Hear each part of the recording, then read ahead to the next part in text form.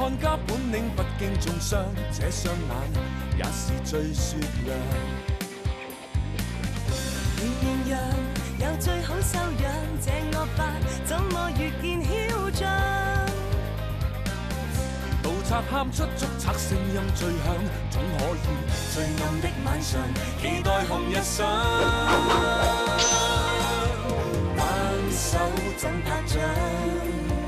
跟你每個線索當中找真相，開心想與你分享，成就我夢想。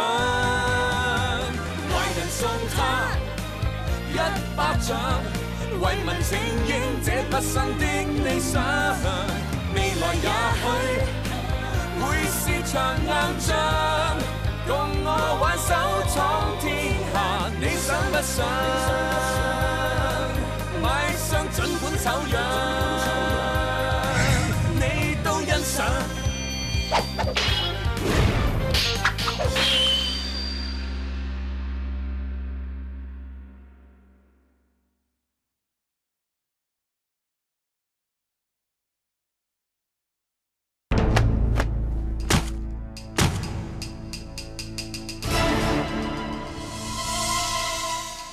大老爺，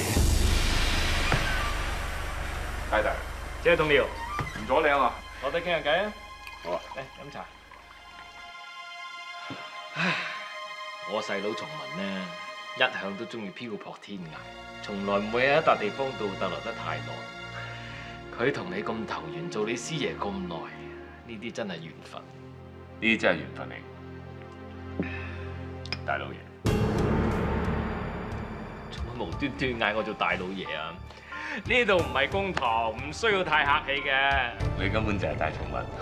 你講咩啊？崇文係我細佬，我係大崇武啊！其實唔使連我都呃㗎，大老爺。我呃你咩啊？我見過你2次踩蘇振東嘅烏紗，2次你嘅眼神都係一模一樣。你根本就係大崇文，你冇認你阿哥。我明，你係為咗快啲救我哋。天下間點會有啲咁荒謬嘅事㗎？謝同僚，呢啲玩笑唔好立亂講嘅。冒認朝廷命官係死罪嚟嘅。我冇講笑。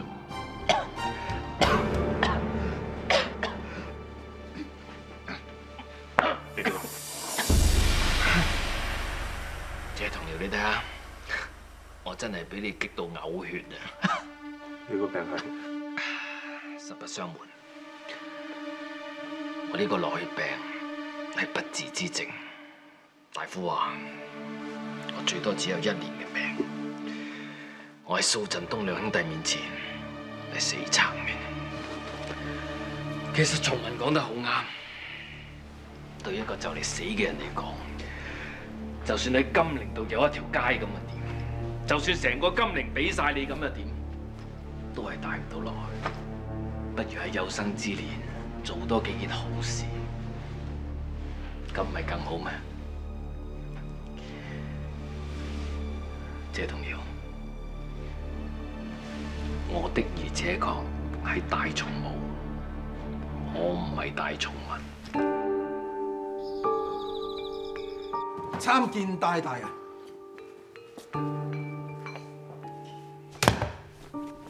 點啊？八府巡按大人，彩你攞咗啦，我阿哥片你落咗啦，我阿哥呢頂烏紗，你捨得俾翻佢未？真啊，你點可以對大人咁無禮㗎？哥，你記唔記得呢幅唐伯虎嘅字畫同埋宋徽宗嘅真跡，我哋點得翻嚟嘅？係吏部尚書羅大人為咗幫我侄洗脫強姦民女之罪，用嚟賄賂你。至於羅大人點得翻嚟，係因為吏部侍郎任大人為咗幫個仔謀一官半職，用嚟賄賂羅大人嘅。至於任大人點得翻嚟，係因為佘大人賄賂佢而俾佢嘅。咁至於佘大人點樣得翻嚟咧？係因為李大人賄賂佢而俾佢嘅。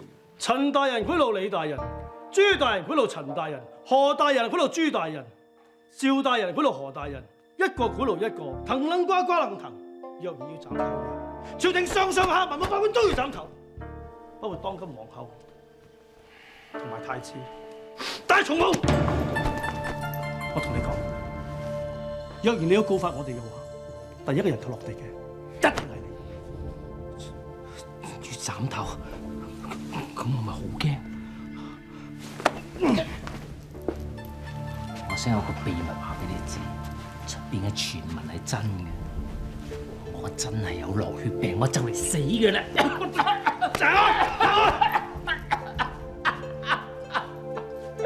橫死掂死，我會怕斬頭？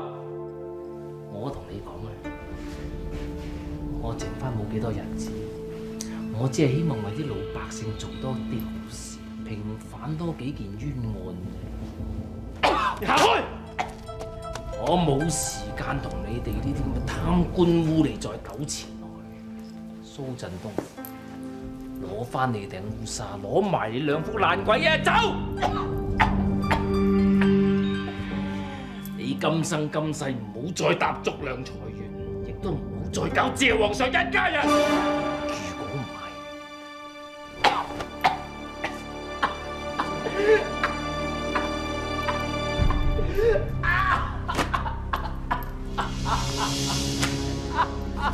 有此理！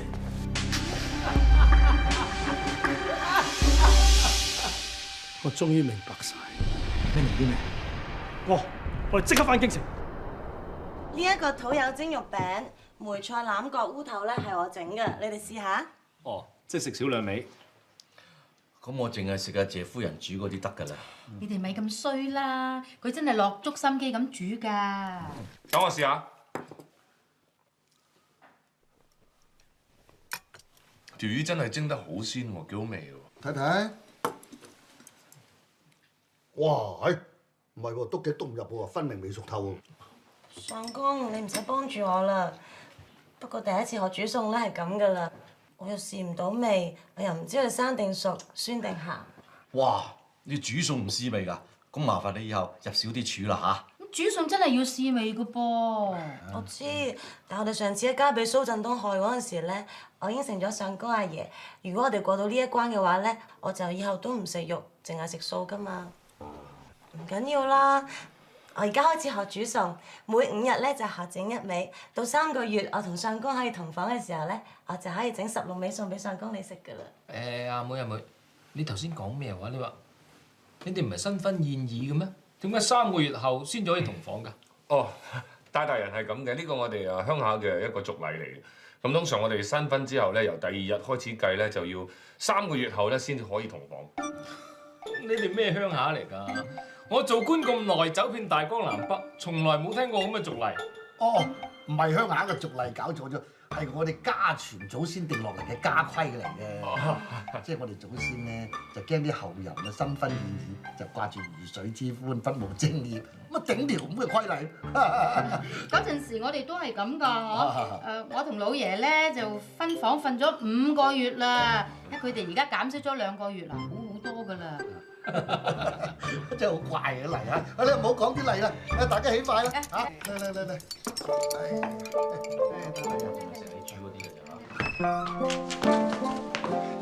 今次啊真係弊都冇咁弊啦！我發覺而家阿妹對你咧就越嚟越愛你，越愛就越深。佢為你成世唔食肉食長齋啊！我問你個心點樣過意得去啊？我都過意唔去，我都好想同佢講，佢可以食肉，佢唔使守長齋，但係我唔知點講。你唔知點講，你都係要講㗎啦！醜婦啊，終須見家翁啊嘛，係咪先？唔得，你而家唔可以同阿妹講㗎，你講俾佢聽啊，真係喊死阿妹啊！男人大丈夫，領得起放得低，啱嘅。再拖落去咪大家都傷嘅啫，係咪？我同佢講。喂，阿仔啊！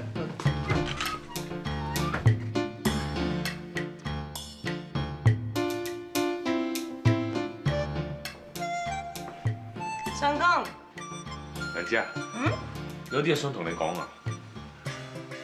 其實不如你唔好再食長齋。嗱，你日頭要做步快，要四周圍巡邏，好攰㗎嘛，係咪？咁另外你夜晚咧又要學針黹，又要學呢樣學嗰樣，咁花好多體力㗎嘛。咁不如你食翻肉啊！我真係捱得住㗎喎，菩薩唔呃得㗎。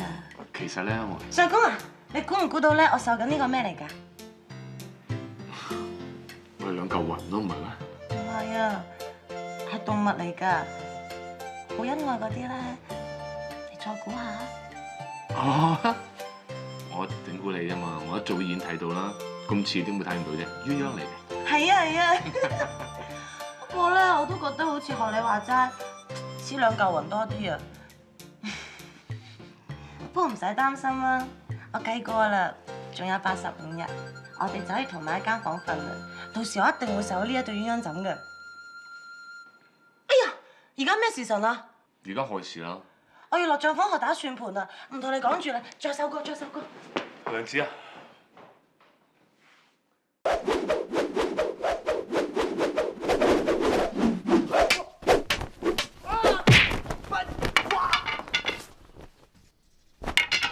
我保你哋大啦，你哋可唔可以俾心機練棍啊？再過多幾個月，我就保護唔到相公，我要靠晒你哋噶啦！咩過多幾個月保護唔到相公？你講咩啊？唔講。冇咁衰啊，講嚟聽下啦。嗱，唔講我哋唔練棍㗎。人少少，你講啦，講啦，冇人講啦。好啦，怕咗你哋啦。不過你哋唔好話俾人聽喎。老爺講過咧，如果第時我有咗生計，咁就唔可以再做捕快啦。仲有84日，我同相公就唔使再分房瞓。同埋一間房瞓啦喎，咁自然會有蘇蝦噶啦。點解會有蘇蝦嘅？唔講啦，聽我講埋先。咁有咗蘇蝦啦喎，咁唔知老爺相公都會好緊張我，咩都唔俾我做，咁我點保護佢咧？哦，原來係咁。原來係咩啊？笑得咁開心啊！謝大人，阿妹話咧，佢仲有84日咧，就同相公唔使分房瞓啦。佢話唔使分房瞓咧，就自自然然會有蘇蝦仔。到時相公我緊張我噶咯，乜嘢都唔俾我做，我點保護相公啊？我唔制，保護唔到相公，我唔制。我冇講過呢一句喎，不能咁衰㗎。話咗俾佢聽係秘密，佢哋又講。謝總理，大人，啊，你哋喺度啱啦。我細佬崇文啱啱使人送咗2封信嚟，一封係俾我嘅，佢話知道我做翻個好官啊，不知幾開心。仲有一封係俾你嘅。快啲拆嚟睇下，好想知大老爺而家喺邊啊！謝皇上、陳世妹，你哋好。我知道阿哥已經幫你哋趕走咗蘇振東佢哋2兄弟，有我阿哥喺度，你哋一定會平安無事。請你哋恕我不辭而別。其實我本嚟就係一個四海為家嘅人，我諗你哋一定好想知道我去咗邊，但係連我自己都唔知。總之邊度有冤案，邊度有人含冤受屈需要我幫忙，我就會去邊度。不過無論我去到邊度都好，我都會永遠懷念同你哋一齊查案，一齊挑戰權貴，一齊去玉宇瓊樓玩，一齊喊，一齊笑，一齊走過嘅日子。我哋會唔會以後都見唔到大老爺㗎？唉，你哋唔使咁傷感嘅。四海為家一直都係崇文嘅心願，將來有緣嘅一定可以再見面嘅。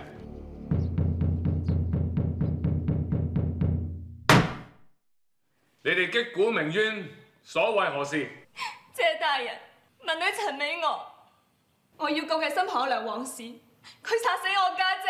喂，你唔好亂咁冤枉我喎！殺人係要斬頭㗎，你做咩咁陰毒㗎？我同你無冤無仇，你做乜咁害我啊？陳美娥，成件事係點樣嘅？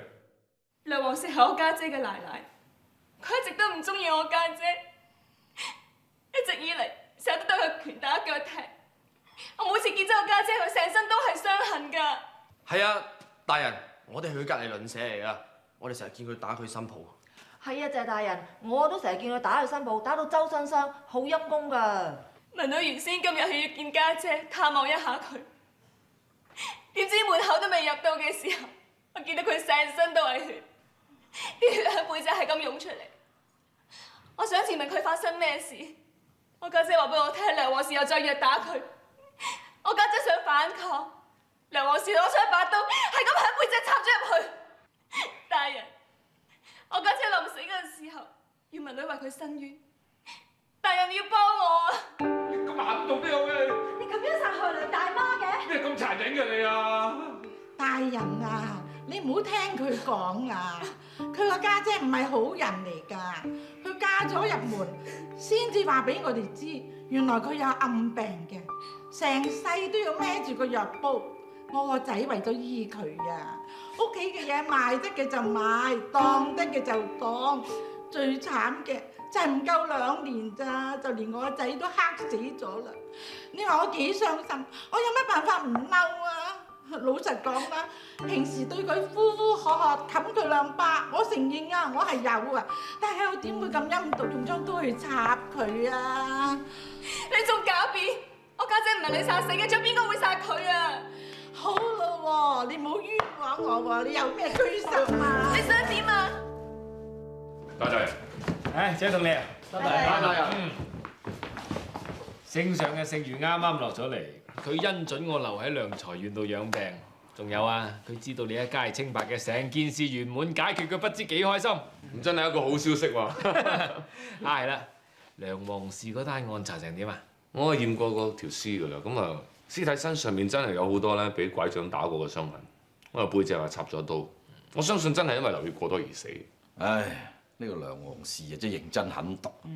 頭先去公堂嗰陣咧，我一眼睇出係佢㗎啦，睇佢雙眼啦，幾咁兇狠啊！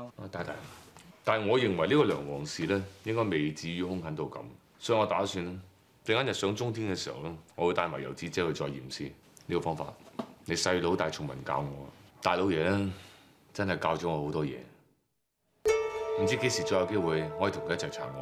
係啊，我哋真係好掛住大老爺啊！誒，你哋唔使咁樣嘅，冇咗個大蟲文，仲有一個大蟲毛啊嘛！老實講啊，我做咗貪官咁多年咧，我真係好耐未試過認認真真咁去查案。謝同僚，不如咁咧，今次我同你一齊查呢單案咧。好。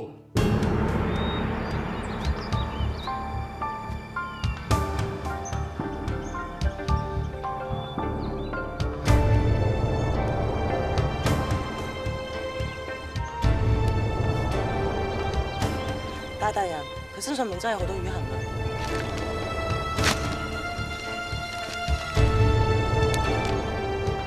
謝同僚，你覺得啲瘀痕有冇問題？有，喺烈日之下睇得咁清楚，好明顯係假嘅，好可能係佢自己做出嚟。假嘅？你點樣睇到㗎？你睇下，啲瘀痕中間係黑色，四邊都係青紅色，而且一啲浮腫都冇。相公，你意思係佢自己打到自己咁？唔需要嘅，呢啲小把戲好易做嘅啫。呢度附近咁多櫸樹，只要將櫸樹嘅樹皮磨成漿糊咁嘅狀態，搽喺皮膚嘅表面，就會出現啲咁嘅瘀痕。一啲瘀痕搽上去，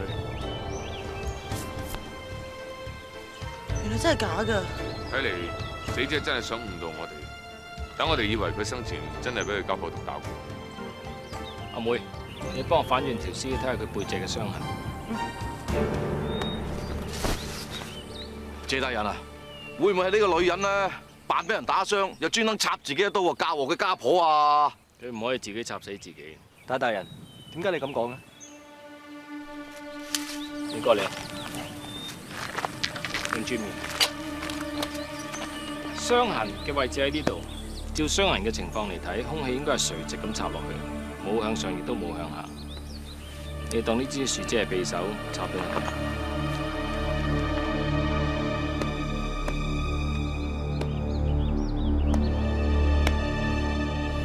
得。如果死者唔係俾人殺死，而自己又唔可以咁樣插到自己，咁究竟死者係點樣死嘅咧？你哋之前去死者屋企有冇發現任何血跡？冇。你哋再同我去死者屋企，用火控熱佢全屋嘅地下，再灑上芝麻。記住，每一個角落都要。係。真係有條血路啊！我哋入去睇下。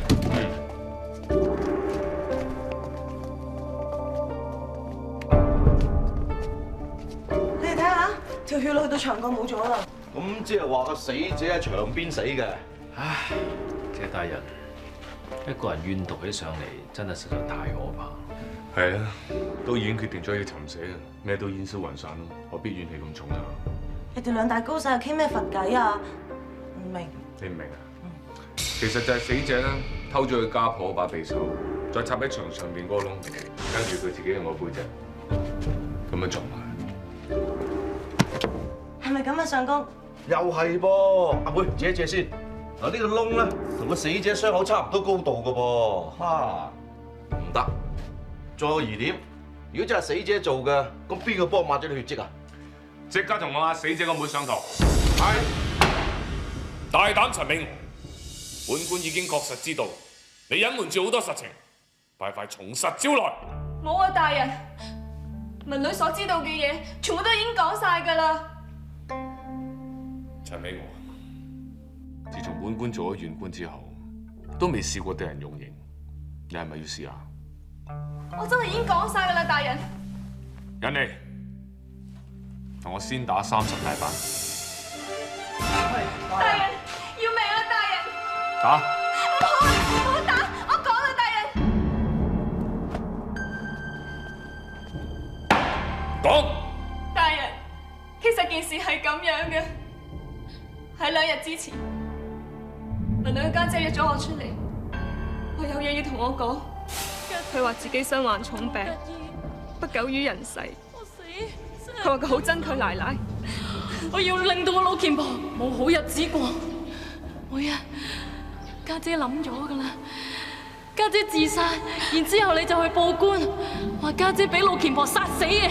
當時又勸佢唔好咁傻，千祈唔好咁做㗎。家姐一定有其他方法，我可以幫你嘅。佢當時表面上係應承咗我，仲約咗我第日去佢屋企探佢。但係點知我第日去到佢屋企嘅時候，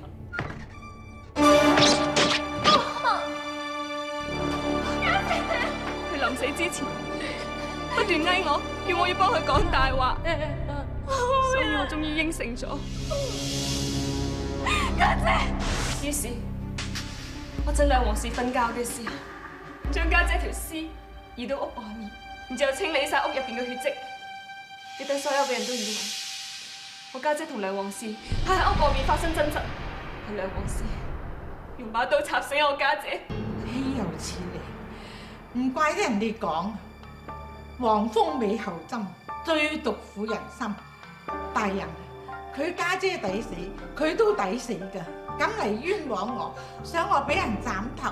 大人，你要同我主持公道啊！大人，你個老虔婆，我家姐病得咁重，你仲要虐待佢，你究竟仲係咪人？你有冇人性㗎？你仲講？肅靜，本官而家宣布，犯婦人陳美娥，你誣衊他人謀殺，本來罪名已經係唔輕，不過本官念在你係被死者唆擺，而且亦都曾經勸喻死者唔好咁做，本官今次就輕判你，杖打30大板，以儆效尤。李馮博，馮伯，多謝大人。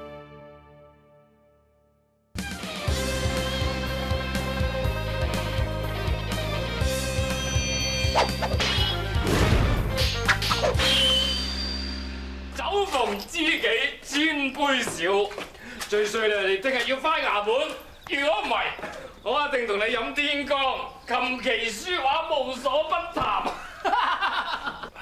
使乜咁急啊，大老爺？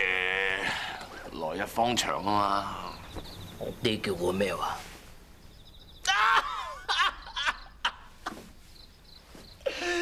謝同僚，你真係飲醉啦！我係八府巡按戴松武，我並唔係你嘅大老爺戴松文啊！你咧，我同你情同兄弟，你咁都要呃我啊！你真係，我冇嘢呃你，我根本冇需要呃你，冇。據我所知咧，阿戴松武咧就係一個貪官嚟嘅，咁啊收錢啊、受賄啊，佢最叻嘅。呢啲咁嘅官邊度識審案？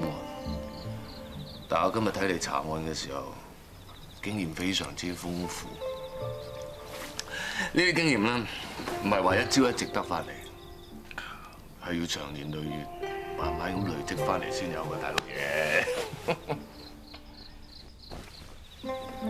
我答埋你最後呢一次，我爹以前都係做官，我哋查案嘅手法同埋知識係佢教我哋兩兄弟，咁得未？你滿意未？仲有一樣嘢唔記得同你講。大松母咧，佢有個仔嘅，叫做大雄。咁啊，大松母係最錫呢個奶仔，去到邊咧都帶住佢一仔。但係你嚟咗良才園咁耐咧，你提都冇提過佢。我從來都未聽過你話要揾人帶過嚟同你團聚下咁嘅。你咁都夠膽話自己係大松母？你當我傻嘅咩？我同你講過，我唔會再答你任何嘅問題。你唔答係因為你唔敢答啫。你根本就係大老爺。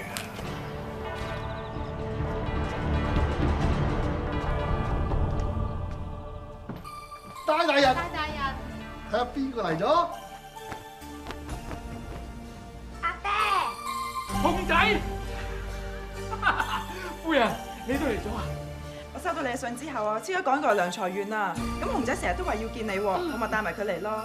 你啊都查完案啦，做乜唔翻京城㗎？唉，夫人你有所不知啊，原來良才園嘅空氣咧好過京城不知幾多倍。你睇下我住咗幾日啫嘛，面色紅潤，中氣十足。仲有啊，我落血病咧冇發作過啊，我咳都咳少咗啊，所以我已經奏明聖上㗎啦。我諗住喺度繼續住落去，住到個病好翻為止。大人，只要你唔嫌棄我哋地方嘅質，隨時歡迎你住落去。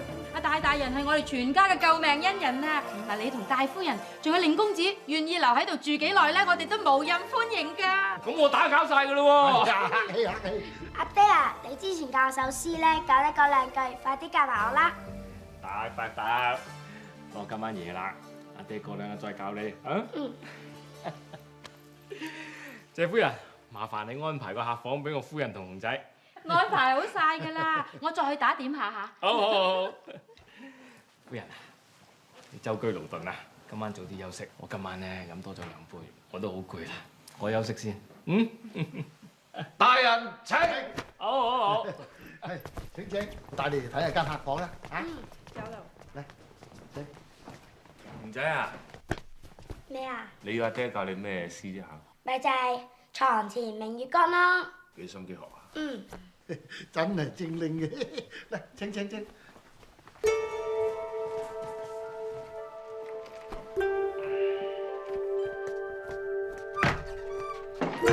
我嚟問你，你臨嚟良才園之前，教熊仔嗰首詩係邊首詩？謝皇上，點解你硬係好似冤鬼纏身咁？我唔係你公堂入邊嘅犯人啊！你冇權審問我。我講埋呢一次，我唔會再答你任何問題。你同我翻出嚟。你唔係唔會再答，你根本就唔識答。大老爺，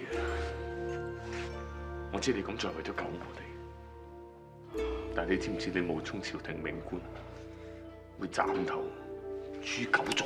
放手！大老爺啊！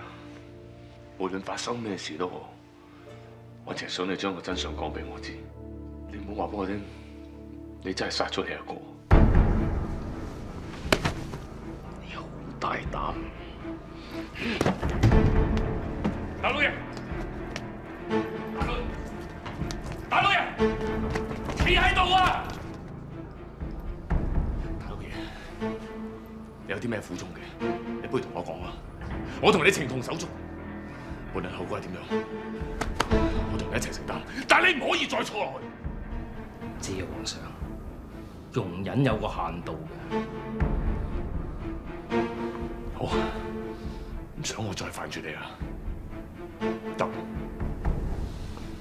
除咗件衫，俾我睇你個肚，做咩啊？驚啊！我話俾你知，呢幾日嚟，我已經查清咗大松母嘅底細。佢當官第1年啫，就已經俾人尋仇，俾人喺肚上邊拮咗1刀，所以佢肚皮上邊留有一條好深嘅疤痕。如果你肚皮上面有呢條疤痕嘅，我咪信你係戴重帽啊！你唔好咁過分啊！其實我都好想信你係戴重帽，但係你實在有太多蛛絲馬跡，令我唔可以唔信你係大老爺。其他嘅我唔講，我就係同你講頭先，你同大夫人兩夫妻嚟。你要佢住客房，兩夫妻做咩要分房瞓？如果你係戴重帽，點解頭先我問你教過你個仔邊首詩，你答我唔出嘅？如果你係戴重帽，點解唔敢俾我睇下你個肚皮上面有冇嗰條疤痕？我又嚟問你，你同你夫人都係兩夫妻，咁點解你哋分房瞓？早同你講咗呢個我哋鄉下嘅習俗啊嘛！你講大話，根本冇咁嘅習俗。我都冇問你，但係你竟然走嚟問我，你唔好再嚟搞呢一籠咁嘢！哇！咩事啊咩事？做乜兩個會嘈得咁大聲啊？做咩嘈到兩個面都紅晒啊？相公啊，有事慢慢講啊！謝老爺，你要好好管教你個仔。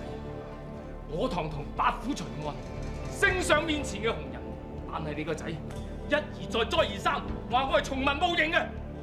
頭先仲離譜到問我有冇殺咗戴重帽，我兩夫妻分房瞓。都竟然成為個口中嘅證據啊！大人息怒，大人息怒。你大人有大量，仔啊，你做乜咁樣得罪啊大人啊？謝大人，你點可以咁講嘢㗎？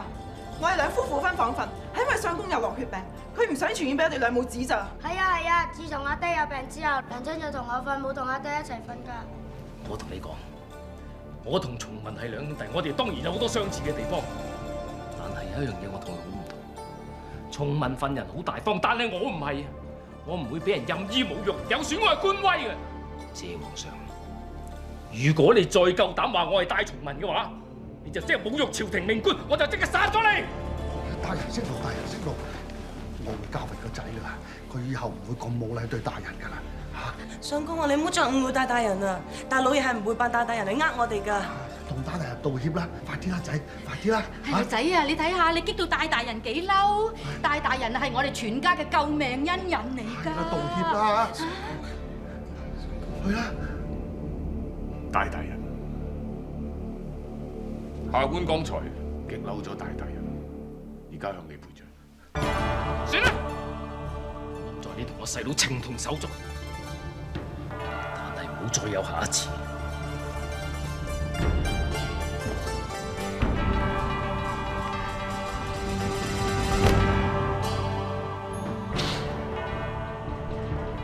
周英雄啊，你究竟有啲咩好深層嘅問題要同我傾啊？我仲有好多嘢要做㗎，你快啲講啦！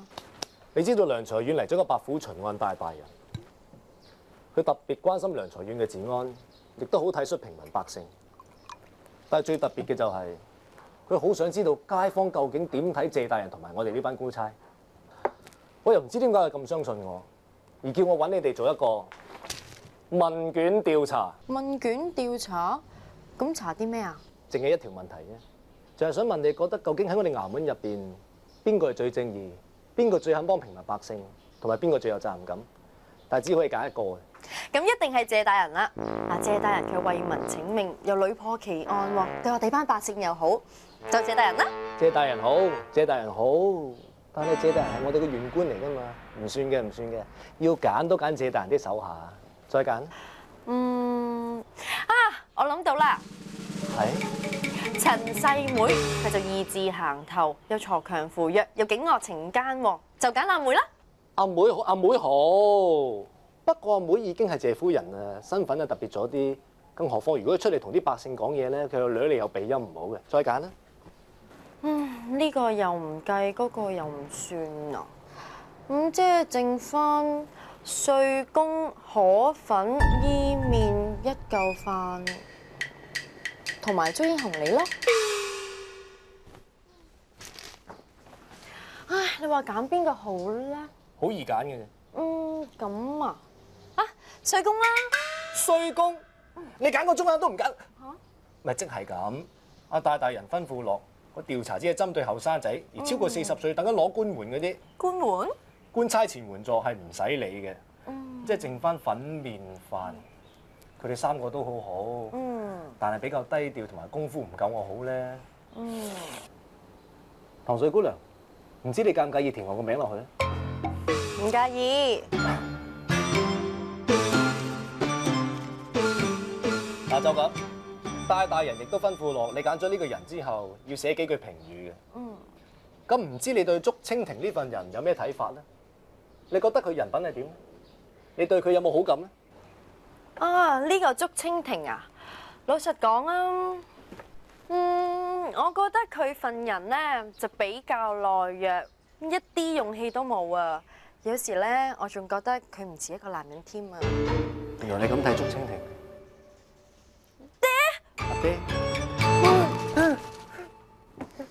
你睇下你啊，一聽到我阿爹就即刻匿落台底啦。你自己話係咪懦弱先？糖水，其實我唔同你講啦，我翻屋企啦。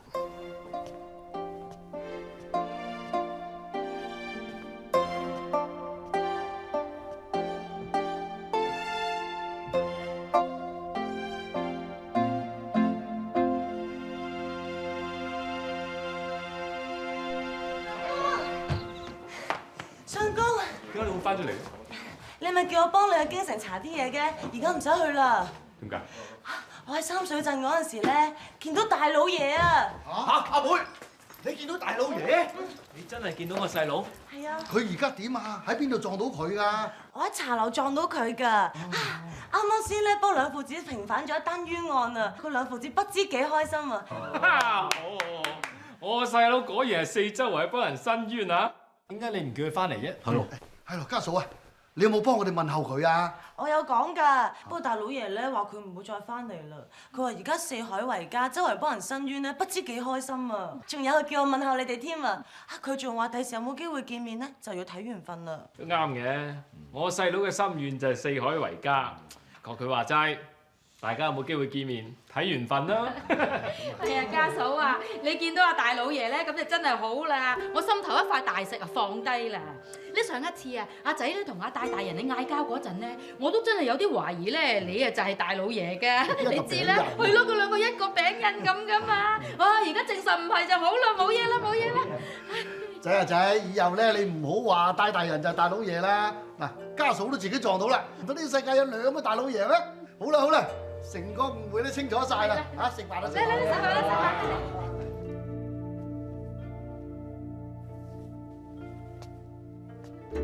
相公，而家搞清楚件事，放心晒啦。做咩要講大話？我冇講大話。我問你做咩要講大話？我真係冇講大話。你冇講大話。你話你喺三水鎮度見到大老爺，我同你講，由呢度去三水鎮得一條山路。咁啱因為落咗幾日大雨，嗰條山路俾啲山泥封咗，根本就冇人可以去到三水鎮。你同我講你喺三水鎮見到大老爺？我爬過去㗎嘛，我身手好，你知㗎。你從來都唔識講大話，邊個教你咁講？冇人教我講啊，我冇講大話啊。你仲呃我？做乜係都要懷疑我啫？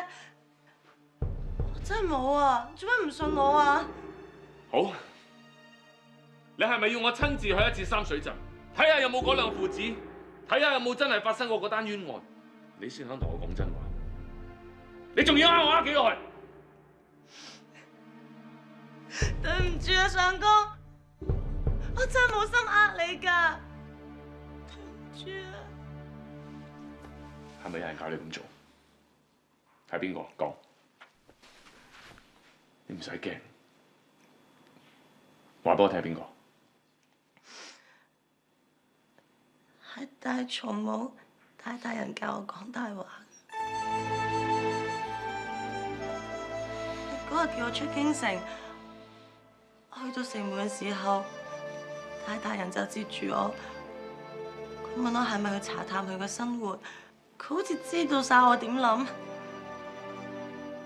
佢當時望住我眼神，好恐怖，我而家諗起都心寒啊！所以你就幫佢講呢個大話嚟呃我，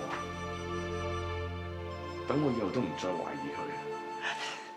你唔好再懷疑佢啦，你話知佢大曹母又好，大曹文又好，佢肯幫我哋咪得咯。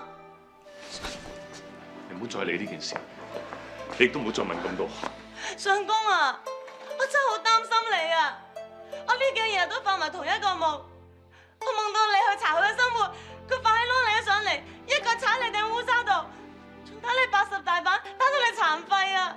你知唔知我真係好擔心你㗎，相公？你唔使擔心，我知我會點做，但係你亦都唔好再理。相公，相公，點啊，謝童瑤，咁有閒情又請我飲酒啊？喂，你唔係諗住又試探我係嘛？係啊，由始至終我都覺得你就係大松文。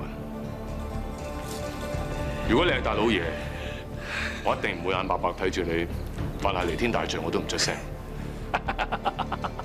不過如果你要證明你自己唔係大老爺嘅，其實都好簡單，你只要除咗件衫，俾我睇下你肚皮上面有疤痕，咁就係正義咗。謝皇上，你娘子已經同你講過，曾經見過重文，你仲喺度發咩神經？我而家俾最後一次機會你。如果你夠膽再講多一句侮辱朝廷命官嘅説話，我即刻押你上公台，砸你烏紗，打你80大板，打到你終身殘廢。押我上公堂，砸我烏紗，打我80大板係嘛？打到我殘廢，好！齊生，你唔好以為我同你講笑，你只係區一個芝麻綠豆嘅縣官，我打你就好似打死隻螞蟻。你講嚟講去都唔肯除衫，你根本就驚俾我知道你就係大老爺。你唔肯除啊嘛？我幫你放手。我身為朝廷一品大員，如果我為你兩句説話就當眾除衫，我顏面何存？一品大員，如果你真係大老爺，你只係一個小小嘅師爺。你而家誣認朝廷命官，你知唔知該當何罪啊？你又知唔知道你侮辱朝廷命官，你該當何罪？你隨時性命不保啊！你唔好再喺度做戲，你根本就係大老爺。你唔好再喺度胡言亂語，我要你即使人頭落地，好，我就用我人頭嚟賭。除衫！你以為你條命夠賭？我就請聖上將你全家抄斬，你仲賭唔賭？好，除衫！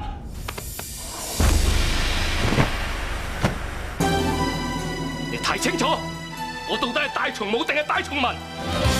才能有天真色相，笑中有倒收喜暗戰怎擋？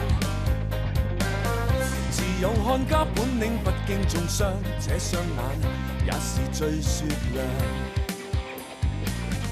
綿羊有最好修養，這惡霸怎麼越見囂張？